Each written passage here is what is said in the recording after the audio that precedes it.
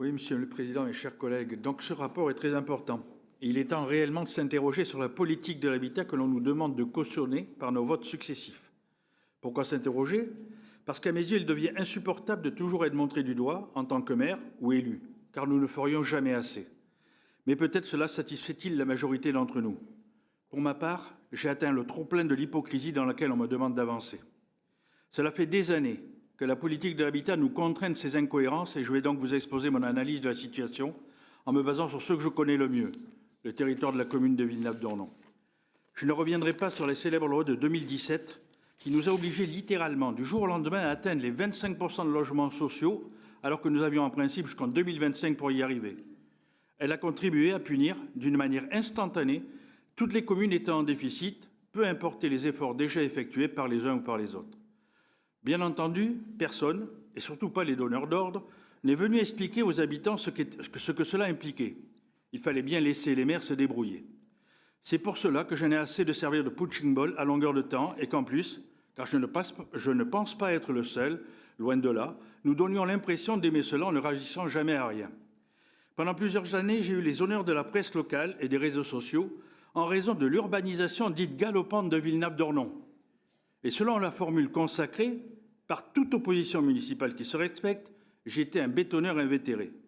Comprenez, Monsieur le Président, que j'ai du mal à entendre certains propos ici et leur contraire à l'extérieur de cet hémicycle.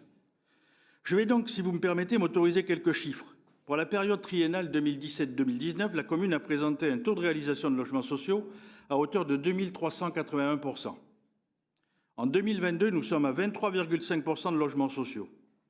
Entre 2014 et 2021, nous avons construit plus de 2000 logements sociaux.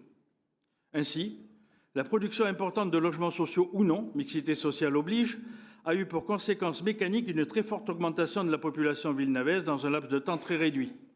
Celle-ci est passée entre 2014 et 2022, chiffre du recensement, donc avec 2 ans de retard, de 29 476 à environ 37 000 habitants, soit une augmentation supérieure à 25%. Ce n'est pas sans incidence sur le fonctionnement d'une commune. Il a donc fallu investir dans de nouveaux équipements publics, notamment 2 écoles, mais aussi des salles de classe dans les écoles déjà existantes, et des équipements sportifs, des crèches pour répondre à cette nouvelle demande. Il a aussi fallu accroître de manière significative le niveau de dépenses de fonctionnement pour proposer à ces nouveaux habitants des services publics adaptés. Si pour les dépenses d'investissement, la ville a pu bénéficier de certains dispositifs d'aide, il n'en a rien été pour ce qui est des dépenses de fonctionnement. Bien au contraire, dans le même temps, les dotations d'État ont fondu comme neige au soleil, et même si elles ont été stabilisées suite aux Gilets jaunes en 2019, elles sont largement inférieures à celles perçues en 2014. Moins 40% hors DSU et DNP, et moins 49,5% en les prenant en compte. En résumant simplement, plus 25% de population, plus de personnes en difficulté sociale sur le territoire, logement social oblige, moins de dotations, explosion de l'inflation et des fournitures énergétiques et de plus en plus de contraintes imposées par l'État, décision unilatérale de l'augmentation du point d'indice, changement de catégorie professionnelle, diminution du nombre d'enfants par classe et maintenant, le retour d'un mécanisme de limitation de l'augmentation des dépenses de fonctionnement, comme si les élus gaspillaient par plaisir l'argent public. Alors je vous le dis, je ne peux plus ne pas réagir. Tant pis si je suis tout seul. Il n'est plus envisageable pour la commune de connaître dans les années futures un rythme de croissance de population similaire à celui des 10 dernières années.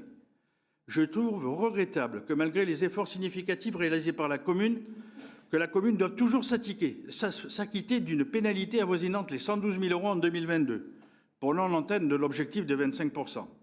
Je trouve inacceptable le refus de bailleurs d'acquérir au prix de nos délibérations, on va en passer dans le courant de cet ordre du jour, des logements dans de petites opérations inférieures à 1000 m².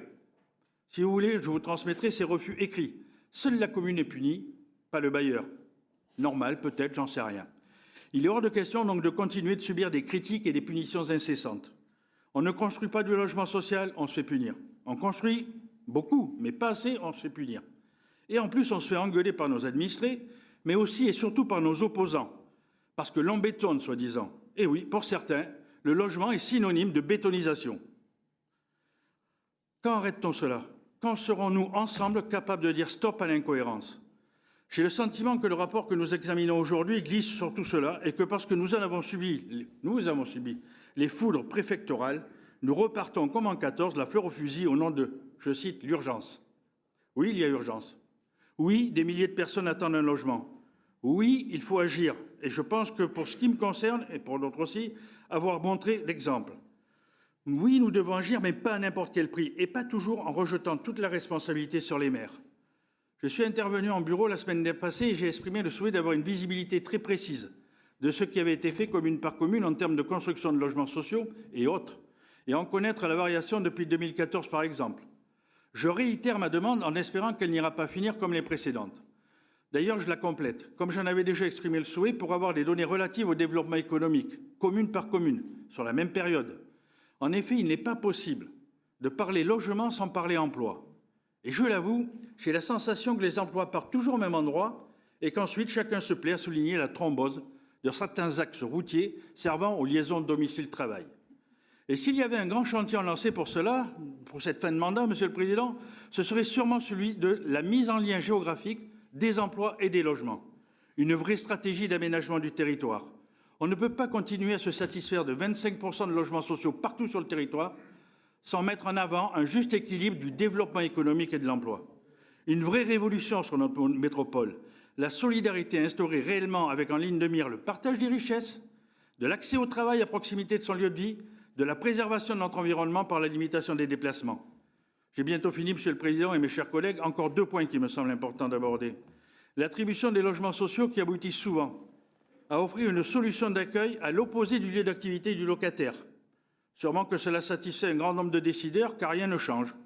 Il serait peut-être temps de penser à une autre stratégie. Enfin, je n'arrive pas à comprendre pourquoi nous validerions l'idée que la construction de logements soit prioritaire lors de la vente de foncier de l'État. Je suis désolé, mais non. Je refuse ce principe s'il n'est pas accompagné d'un minimum d'analyse des situations. Et nous avons à Villeneuve-d'Ornon, par exemple, un site qui s'appelle Robert Picquet. Et si je mets de côté les récentes et étranges annonces du gouvernemental sur les projets qui touchent au service de santé des armées en France, je considère que la vocation de Robert Picquet doit être essentiellement économique.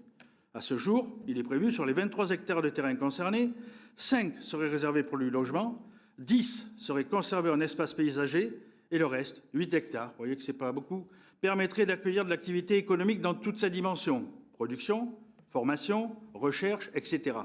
Et j'aimerais être rassuré là-dessus, car ce rapport en creux me dit l'inverse. Alors voilà, Monsieur le Président, mes chers collègues, ce que je voulais exprimer en vous indiquant que les élus villeneuve s'abstiendront sur cette délibération.